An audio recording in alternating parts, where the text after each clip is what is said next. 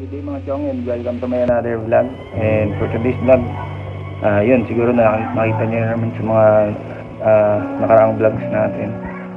So yun, ngayon yung biyahe natin pa uwi ng Bohol.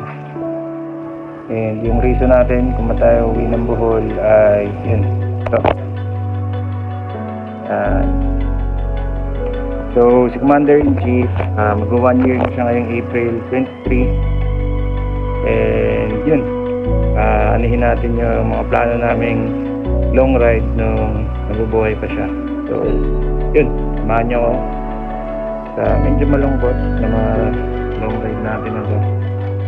And isa rin nga talaga sa mga banding namin nasa Popol, yung mag-ride and yung mag-build. Yun, sobrang dami naming happy memories na nabuo kasama yung mga motor namin. Naalala ko after namin mag-build, after niya ako tulungan sa mga builds ko, lalabas kami para kumain. Talagang napaka-interesado niya mga chum sa pag-build ng motor. And yun, kahit magkaanak na kami, talagang full support pa rin talaga siya sa akin. So may kita niyo naman siya sa mga previous vlogs ko. Talagang gusto niya tumulong and gusto niya matuto at the same time. Kaya yun, kahit na wala na siya, gusto kong ipagpatuloy pa rin yung mga plano naming nasimulan nung mga nabubuhay pa siya. And nung last 2018, nung nag-ride tayo sa papuntang Bohol, yun talaga yung pinaka first ride natin, first long ride, solo ride. And talagang siya yung naging inspiration ko during that ride. And talagang ginawa ko yun solely just for her, para lang makita ko siya, makasama. Kaya ngayong wala na siya, gagawin ko ulit yung ride na to nang kasama siya. So isasama ko yung earn niya.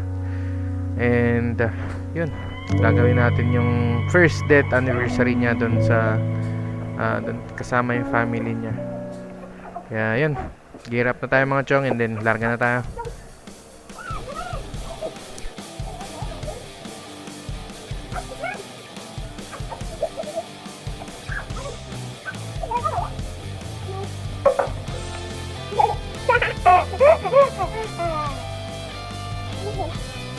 Go, don't stop it!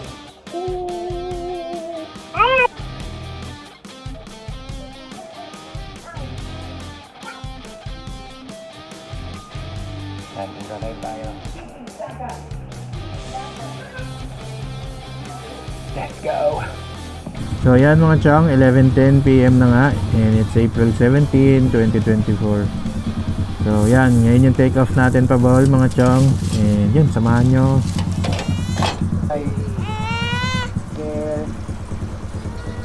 Sunod ka kay daddy ha? So yan, susunod na lang ang aking anak doon sa Bohol. Mag-aeroplano na lang sila mga chong. So yun, medyo mabigat yung karga natin dahil sa gamit. And yung asawa ko, sinama ko rin yung earn niya. So yan, tingnan natin kung kakayanin ng YTX natin ang bigat ng ating karga. Bye bye!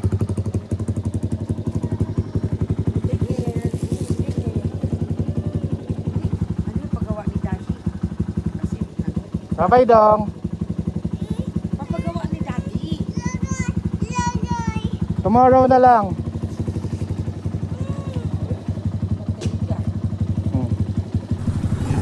So yun, hihingi ko lang ng konting ano sa inyo mga chong, na magiging shaky at ma-wind noise tong video natin na to dahil nga cellphone lang yung gamit natin nasa camera, hindi tayo nakabili ng action cam. Kaya yun, please bear with me na lang mga chong, pagtsagaan na natin tong cellphone natin dahil wala tayo, sumobra na sa budget yung yung action cam. Kaya yun, next year na lang, next year makakabili na tayo ng niyan.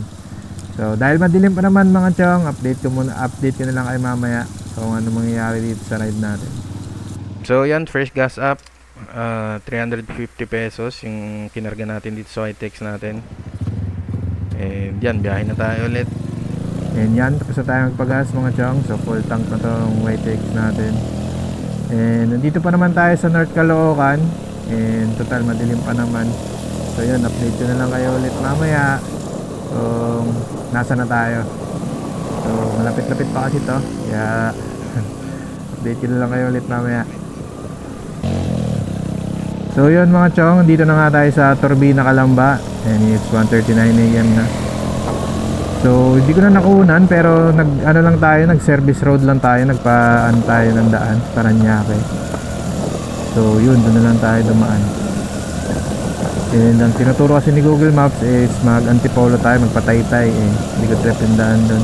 Sabi nila mas madali daw yung daan doon, pero yun, trip ko dito kasi dito ako lagi dumadaan.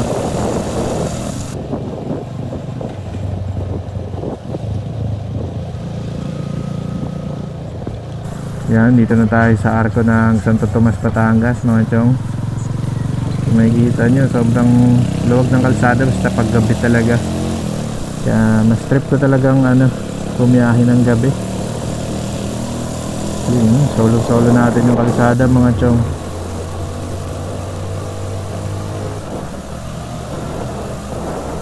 So yun nga, dahil nga malapit na yung first death anniversary ng partner ko, kaya napag-isipan ko na continue nga yung pinangako ko at yung pinangarap naming long ride ng mag-kasama. So yun, ginawa ko yung long ride na to para sa kanya, para dun i-celebrate yung first death anniversary niya mga chong. Masakit man na gawin tong ride na to, wala siya, hindi ko siya physically kasama, wala. Sa gantong paraan ko na lang rin maaaliw yung sarili ko, at the same time para na rin gawa ko yung mga gusto niya, yung mga yun nga, dream ride namin nung nabubuhay pa sa mga ito. So medyo nakakalungkot talaga yung biyahe na to. Pero wala hindi natin talaga alam ang plano ng Panginoon para sa atin. Medyo mabigat nga lang yung karga natin mga chong. Medyo nagwawabol-wabol yung natin, manibela. Ayos lang, kaya to, kakayanin to. Total, condition naman tong YTX natin, bago naman lahat. So yan, kaya yan.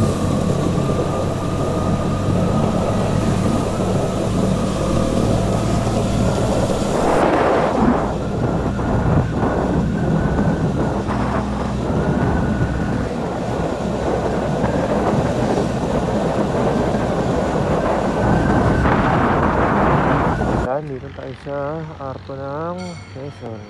Yosi break muna. Time check 2:43.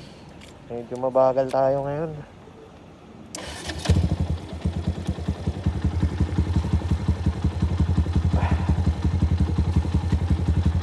Let's go. Biyahe ulit, bakbak ulit.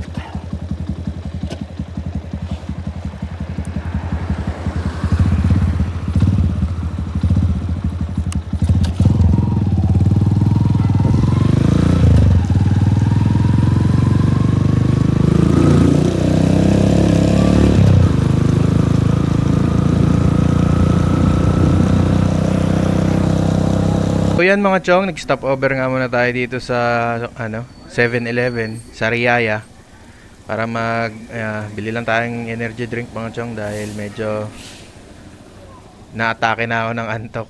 So yan, dito na tayo sa Riyaya, Quezon. So always ako dito nag-i-stop over mga chong, kahit nung sasakyan pa yung dinadala namin. Yan, dito talaga ako nag-stop over. And after natin magpahinga, yun, biyahe ulit. So yan mga chong, approaching na tayo ng Lucena Underpass.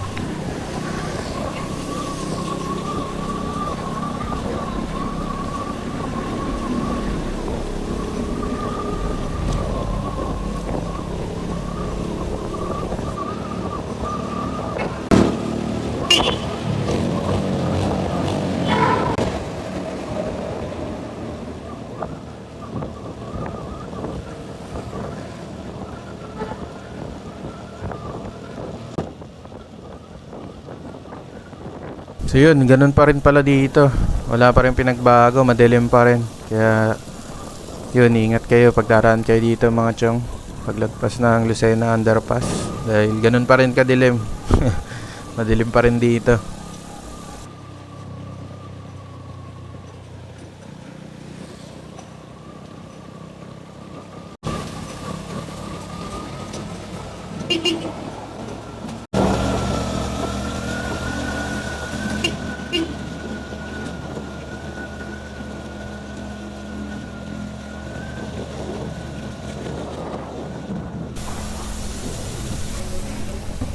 And yan, dito sa clip na to mga chong, papasok na tayo ng Pagbilao.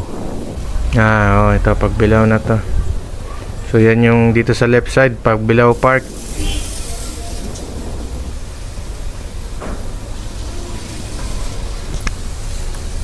So yan, second gas stop natin mga chong. 100 pesos yung kinarga natin.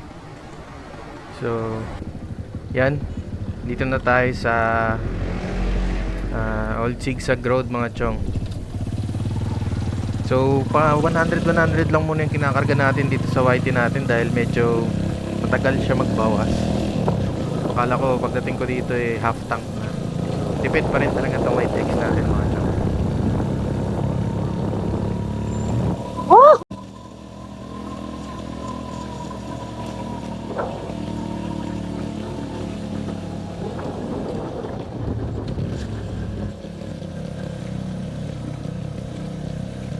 Power ang YTX.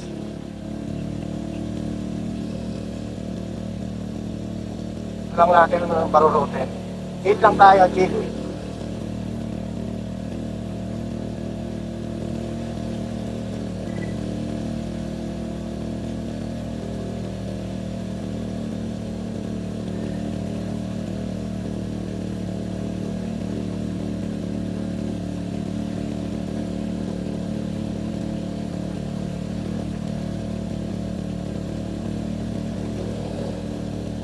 Good na gaining.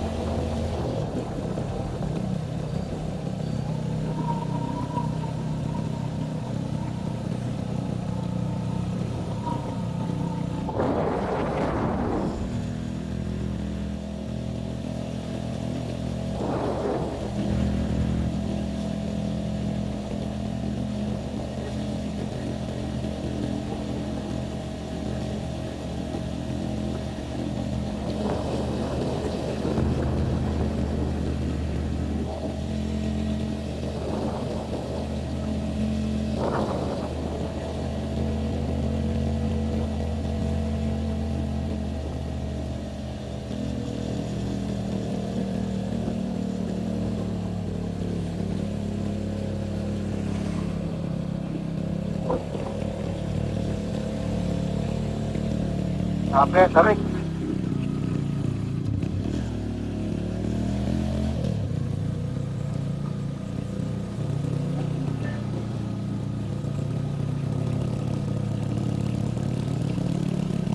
Hindi natin sila mabigyan.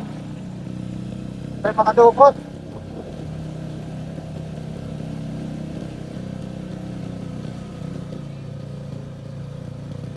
Sorry po.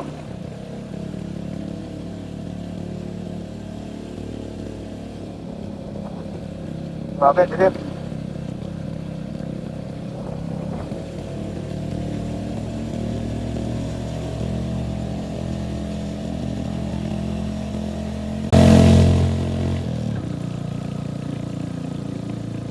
Dapat bigyan talaga natin sila kasi pinamawa nag-aano sila sa gabi.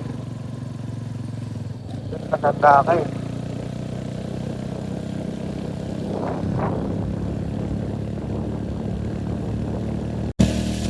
Power ang ating YTX mga chong. Power na power. Oh, manubaki.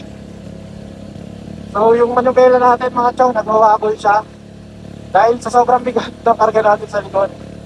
Pero tolerable naman siya. Kaya naman natin siya makontrol kahit sa high speed. So tumatakbo pa rin tayo ng mga 80 to 90. Sinubukan ko kanina mga 100. Kaso ang lakas na ng wobble niya. Kaya naman ng YTX natin. Kaso yun lang, dahil medyo mabigat yung karga natin ngayon, yan, hindi natin siya nagmagaspol. Ayan, dito na tayo ngayon sa Tuwang Manok. Ito wala tayong kasabay mga chong. Tayo lang, nag-iisa. Ayan, may kasalubong. May kasalubong tayo. May hihina ako. Ah, may kabuntot tayo sa likod. Buti naman.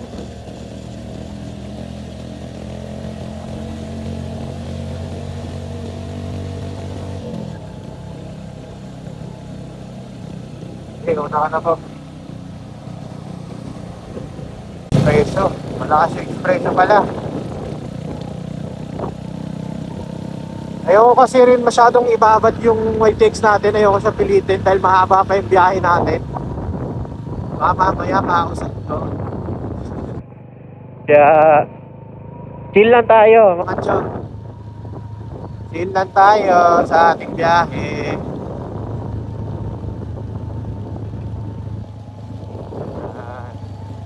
Dito, nagagamit na natin yung prena. Dahil dire-diretso yung biyahe natin, hindi tayo masyado nagagamit ang preno. Kaya maganda talaga bumiyahe ng gabi, pero ingat lang dahil yun nga, hindi natin masabi yung panahon mga chong. Kaya ingat talaga sa biyahe. Lakasan ng pandama, lakasan ng loob. Holy shit. Alam mo naman. Malubak pa rin pala. Dito sa part na to ng Bituhang Manok. Dito maganda mag-drift. Tokyo Drift. So kamaliwanag naman pala yung natin. Headlight natin. Pagkanta. Pag sobrang dilim.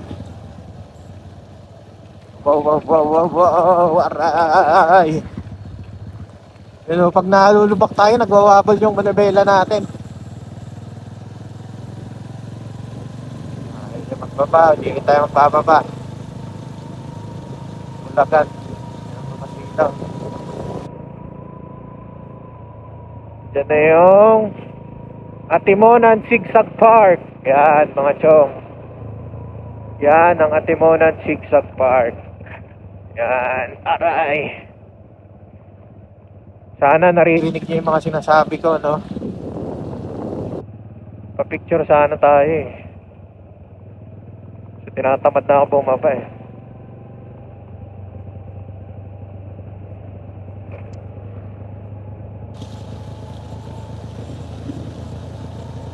Ah, break. Break.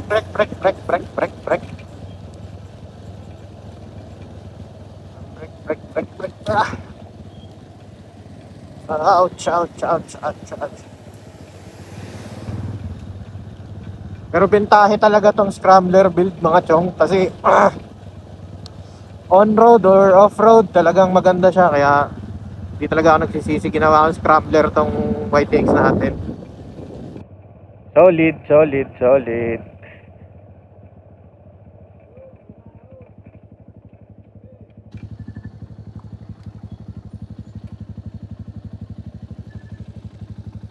Yan natin si tatay.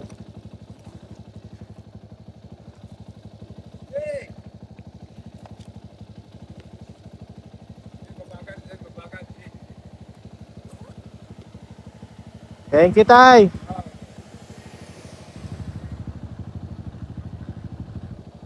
Nangaahon daw, pero mabagal.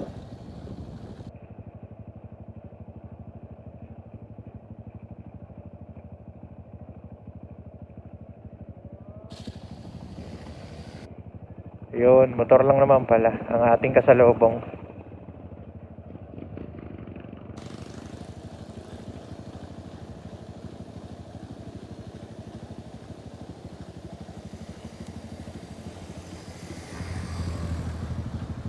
Pag nagkasalubong tayo, patayan natin ng mini driving light natin.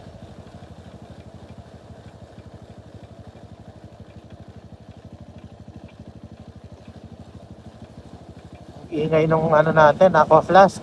Kalog ng kalog yung mga yelo.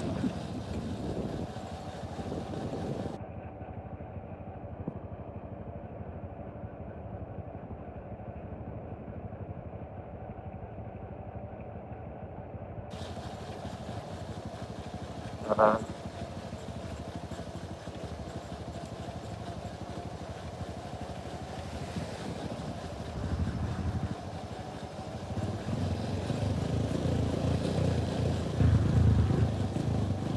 kiraan ho.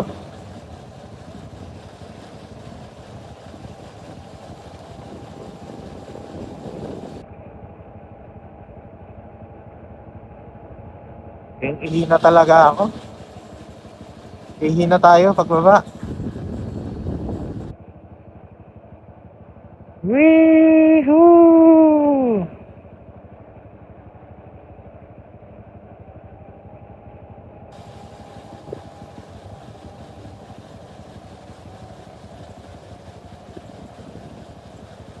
Ito ng pantogs ko.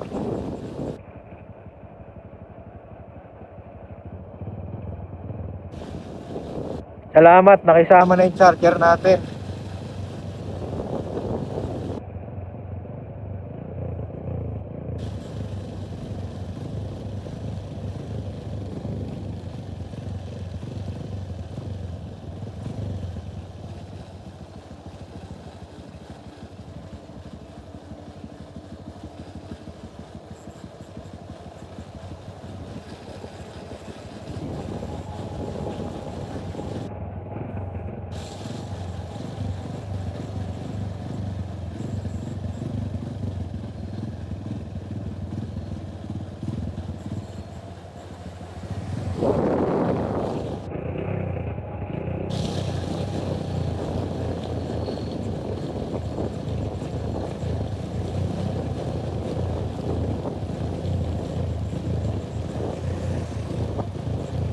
Yan, nandito na tayo sa baba.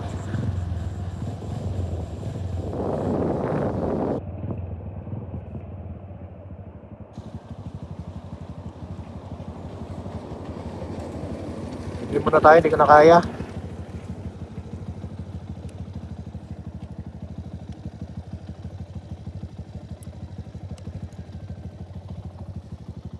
Ah!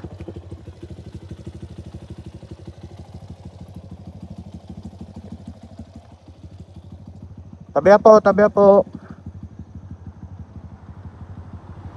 Tabi po, tabi po. Dilim bro. So yun, update ko na lang kayo ulit mamaya mga chong. Mamaya na lang ulit. So yan, time check mga chong. It's 5 o'clock AM. So approaching na tayo ng Port of Atimonan, dito sa seaside ng Atimonan.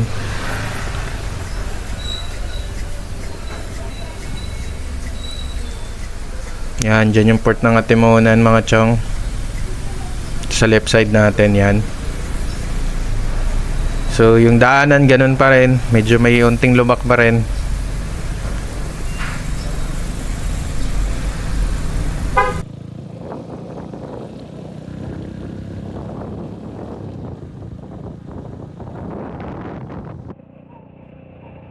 It's good to be back here at Timonan.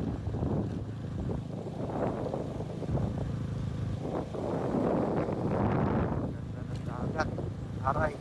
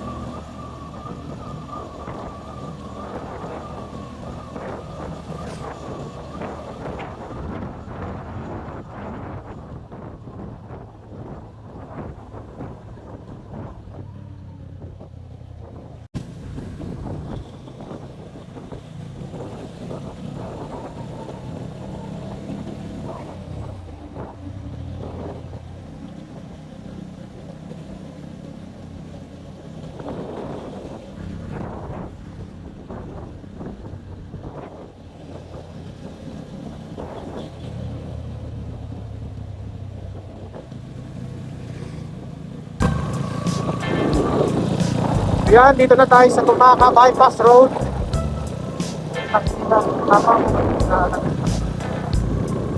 Tama pa naman. Happy bro, sarap bro.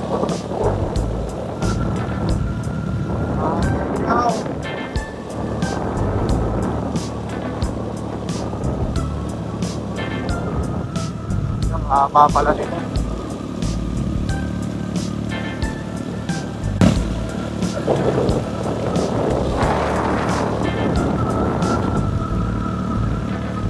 Pero kapapasok na wala ang gas dito.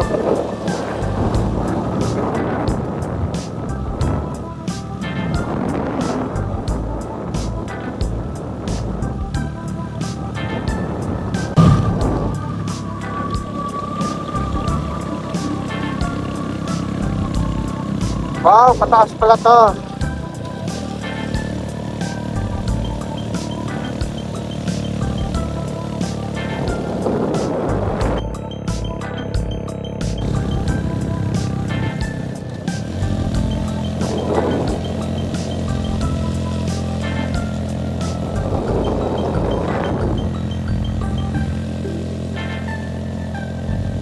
Akyatin pala to mga chong.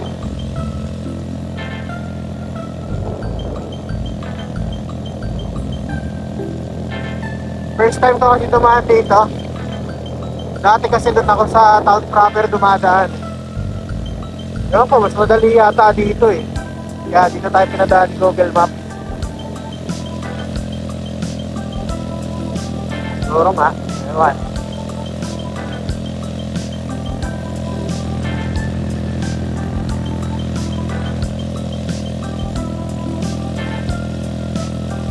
Dulo ng Luzon.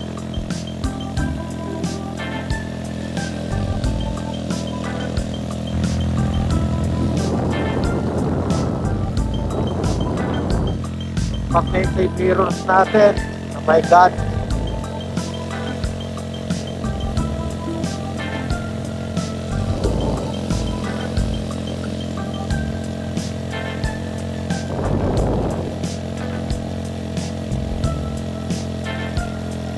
Welcome to Barangay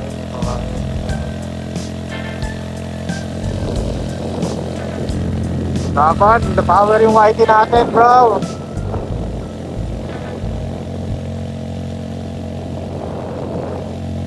My ears are popping.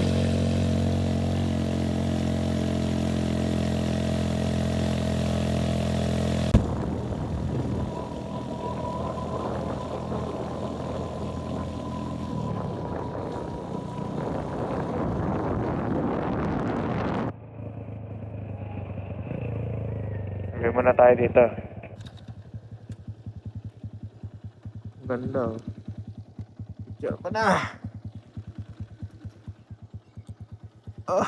Ay.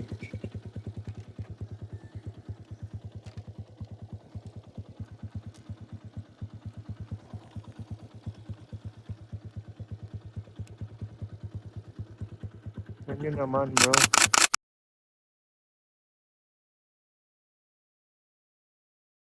So, hindi na nga natin ng videoan mga chong. Nandito na tayo sa arko ng Gateway to Bicolandia. Pahinga lang tayo saglit, Josie break. And then yun, larga na rin tayo agad. Yan, time check, 8:29 AM. So yun, bakbak na ulit. Medyo nagpahinga lang tayo dito saglit. Dahil medyo sakit na yung puwet natin. Ayan, larga na.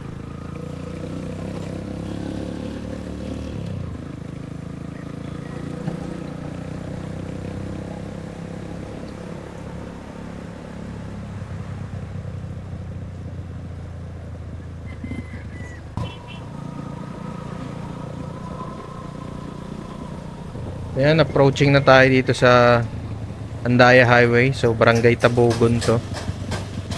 Ayan, gas up muna tayo dito. Dahil mahaba tong Andaya Highway. Based sa Google Maps, parang nasa 100 kilometers to na stretch. Kaya yun, papagas muna tayo dito.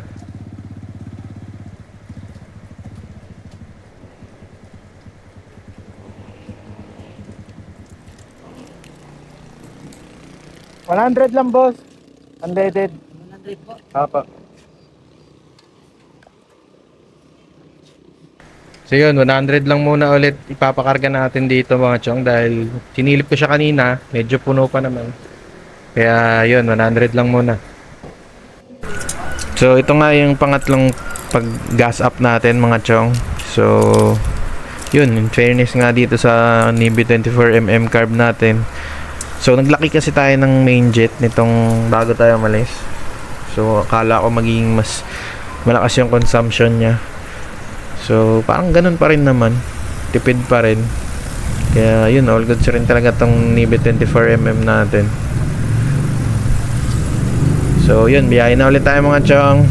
Bakbakin natin tong Andaya Highway.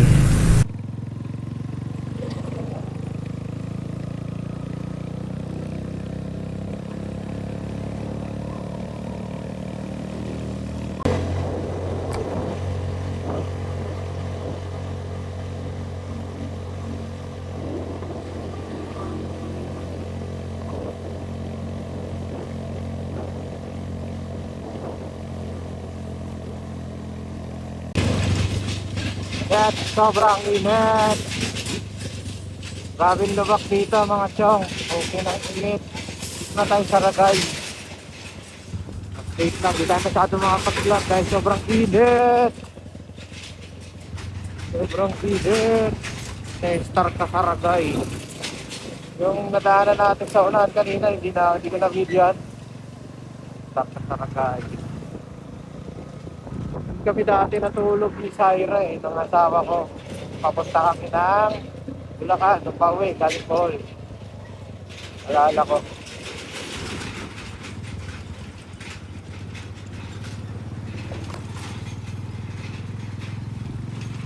Bakit minutes mga chong?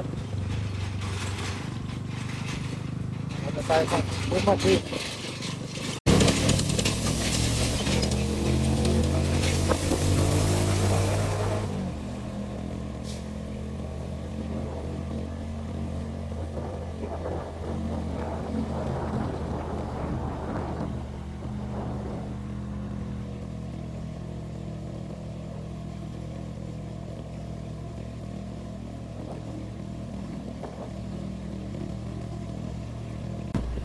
So yun, after almost 2 hours na travel mga chong, yan, nakalabas na tayo ng Andaya Highway.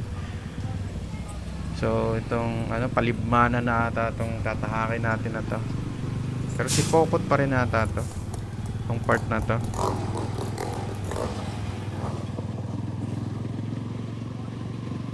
So sa biyahe na to talagang gas up at lang yung pahinga natin, ihi. Dahil hinahabol na natin yung araw. Dahil kailangan mga 20 April 20 nandun na tayo. Dahil 23 yun yung first death anniversary ng partner ko. Kaya yun, magpe-prepare pa. Kaya basta dami pang gagawin. Kaya kailangan mapaaga natin yung arrival natin dun sa Bohol.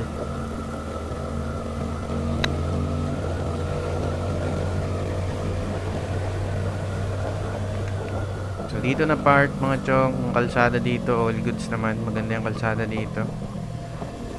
Dun sa Andaya Highway, grabeng lubak talaga until now. Dito all goods na, pag nakalabas kayo okay na.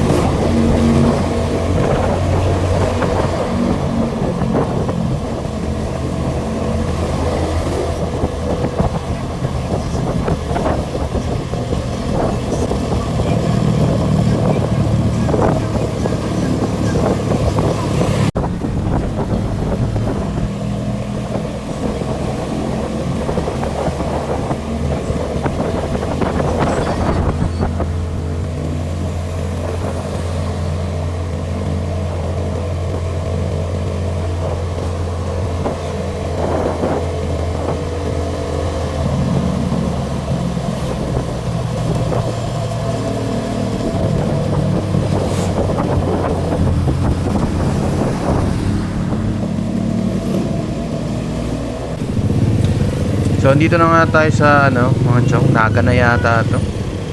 So, dito ako dadaan.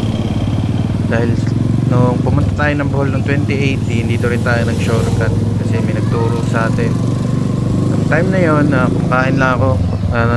Kumain muna ako ng tanghalian. And then, lumapit si mama, lumapit sa aking matanda, si Manong. And yun, sinabi niya nga na dito daw, may shortcut daw dito para hindi na ako dadaan ng city ng Naga.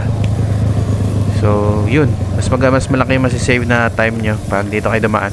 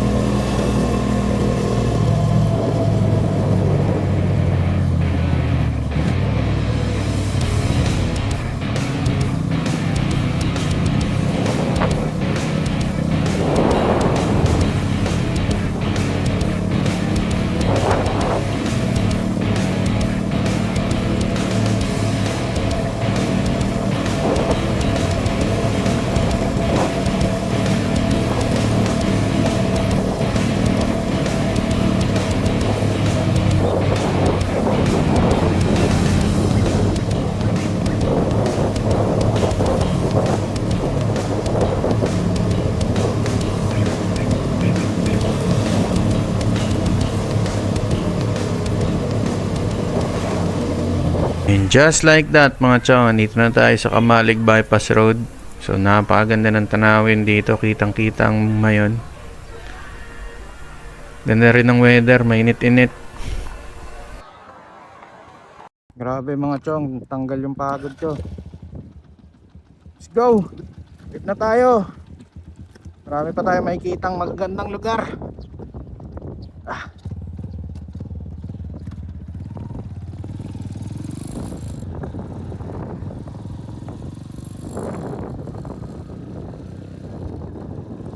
Naman yan, girl.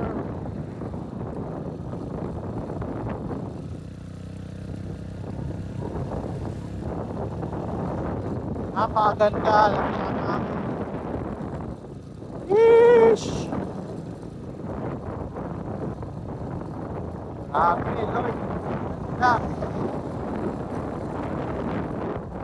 Sayang palangga, hindi natin nakita magkasama to.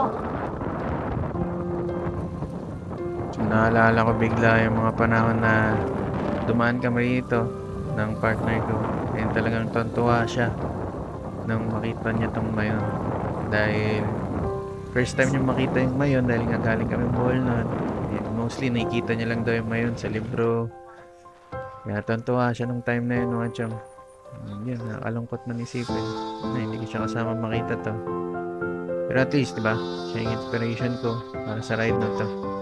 So, sa ride na to mga chong, talagang mixed emotions din talaga ako. Dahil masaya. Dahil yun, nakapag-ride tayo ulit. And at the same time, malungkot. Dahil, yun nga, hindi natin kasama si partner ko. Hindi ko kasama yung partner ko gawin tong ride na to. Pero yun, maganda na rin itong ginawa ko tong ride na to para at least kahit paano ma-clear yung utak ko. Medyo maano yung utak ko.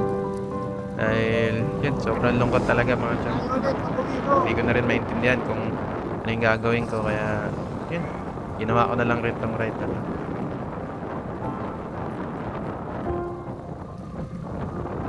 Tingnan nyo naman, sobrang ganda ng view. Ayun, talagang free tayo dito sa kalsadang to. Kaya enjoy talaga.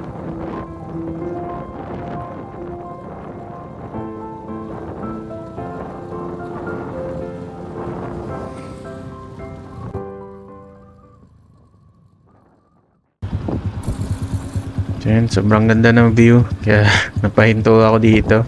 Ay, sarap ng amoy ng dagat. Fresh na fresh yung hangin mga chong. Ayan, bakbak ulit. Konting kembot na lang, nasa Matnog na tayo.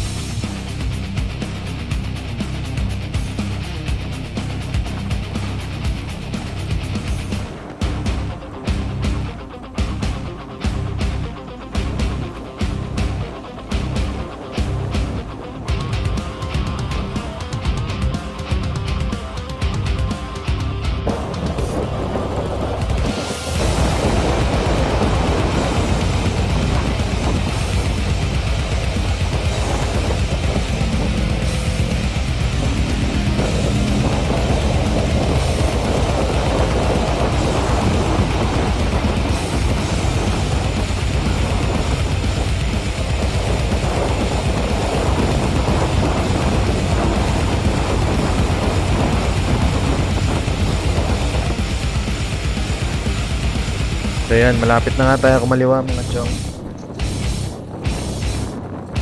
Yan, dito kaliwa tayo dito. So yan, yung daan niya yan, pag diniretso yan, papuntang Bulan yan mga chong. So dito tayo sa kaliwa dahil pamatnog tayo. So yun, makulit.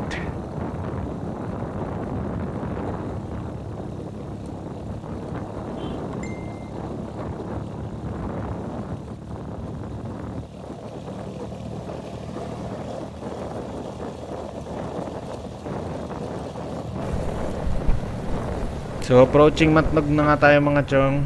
And yun, makikita nyo yung twisties dito. Ang lulupit rin talaga.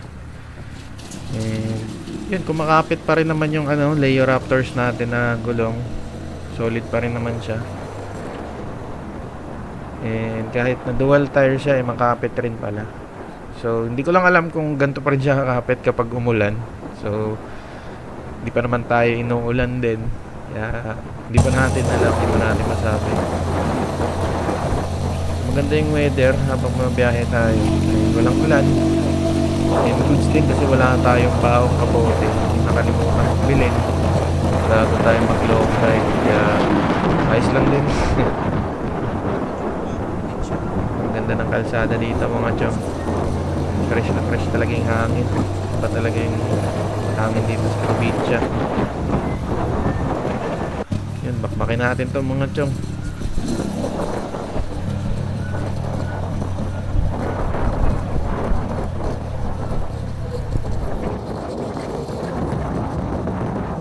And yun mga chong, hindi ko na nga na-videoan pero nagpagas tayo ulit kanina. So bali yun yung fourth gas up natin. And sumasas tayo dun na 380 pesos para ma-full tank tong Waydex natin. Nanigurado na rin ako mga chong para pagdating natin dun sa Port of Matnog, full yung tank natin. And pagtawid natin dun sa Port of Allen, for sure sigurado daling araw or gabi tayo darating doon. And makasarado na yung mga gasoline station doon at dating tayo. So yun, sigurado na.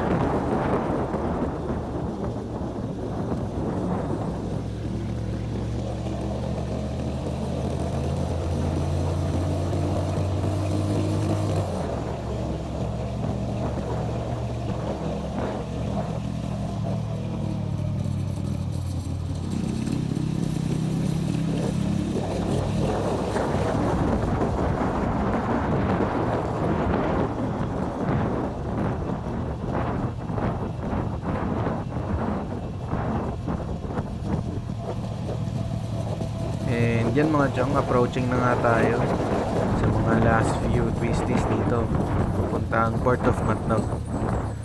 And yun, habang nagpapagas nga tayo kanina, nakapag-isip ako na 16 hours na pala tayo bumabiyahe.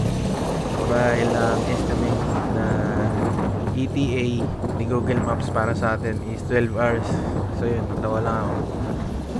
Pero kaya rin siguro tayo ng tagalan dahil yun nga, may hinto para magpa-gas up, umihi, mag-CR, mag-take ng pictures. So yun din siguro nga pagbagal sa atin. So yun, punta na tayo ng Port of Matnog.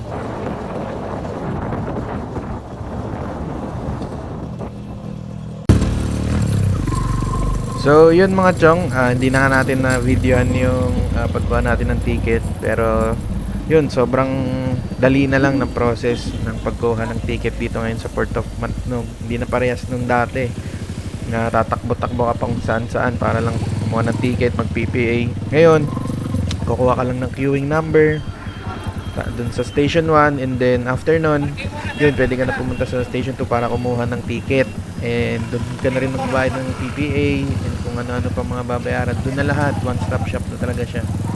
So once na tapos mo yung mga yun, nakakuha ka na ng ticket, didiretso ka na sa Pantalan, mag-aano ka na lang, maglilista ka na lang doon, maglalag ka na lang doon sa Coast Guard, and then yun na, pwede ka na sumakay agad sa ano. So yan, nakikita nyo, hihintay na lang kami dito kung anong oras kami papasakayin. So yan, parada muna tayo dito sa gilid. So yun, 2 thumbs up para dito sa Port of Matnog dahil napaka-convenient na ng pagkuha ng ticket dito. Kasi dati nung kumukuha kami ng ticket, sobrang dami pang dun pa sa parang may palengke yung kuhaanan ng ticket noon. Pero ngayon, one stop shop na. So yun, galing. Kudos sa Port of Matnog. So yan mga chong, 6:21 PM na nga. And yun, ngayon pa lang tayo sasakay ng barge. So bali naghintay lang tayo ng mga parang 45 minutes.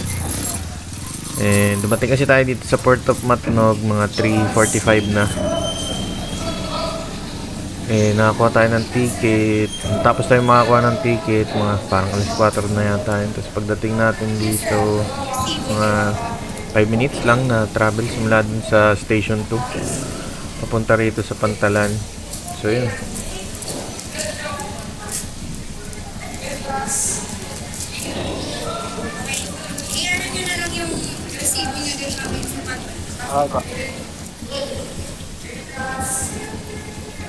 ayan, after natin i-present tong resibo natin, yun, pwede na tayong pumarking dito. And yun, tanungin nyo lang rin yung mga dito, mga crew dito sa barge kung saan kayo ipepwesto nila, kasi sila yung mga mas nakakaalam kung saan nila kayo ipepwesto mga chong. So tayo, medyo bungad lang tayo. Diyan rin ba ako, kuya? Dito rin ako?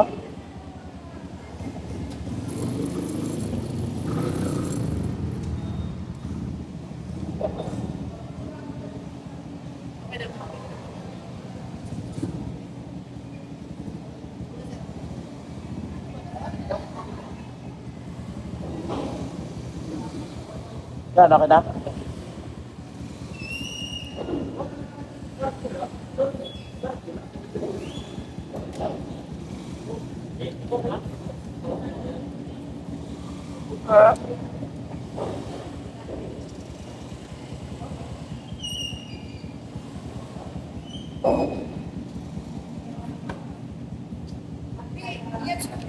Yun.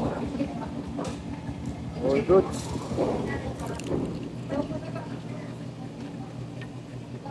Yun lang, di ako makalabas. Kaya.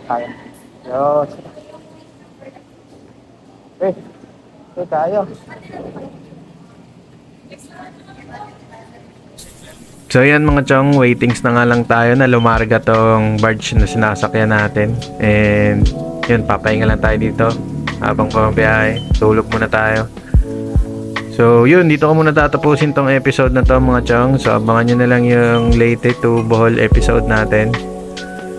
So kung nagustuhan nyo itong video na to, please leave a like, comment, and subscribe. And also don't forget to click the notification bell mga chong para ma-update kayo sa mga susunod ko pang i-upload ng mga videos.